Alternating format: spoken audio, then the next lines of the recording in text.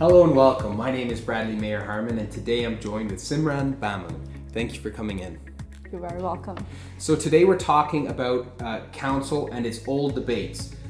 We want to know, with town council being plagued in the past, having rehashed different issues, how do you feel about bringing up old issues at town council? Examples like the fire ban or OPP versus OPS.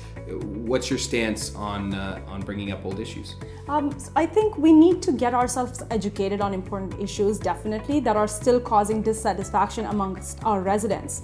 We are here to represent our residents, and we need to address issues that they feel need to be looked at again. As you said, fire ban, or even if let's say, talk about the OPP versus the OPS debate.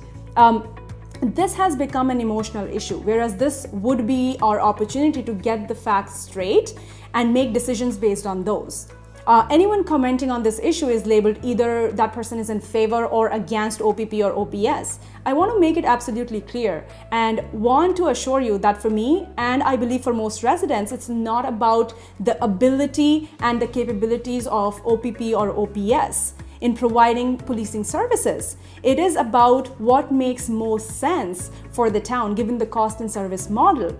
I have lived in all parts of GTA, and I feel that I have full faith in our police services, and I'm proud for our men and women in uniform. But if this is something that our residents want to be looked at again, then I don't see a reason why we shouldn't do that.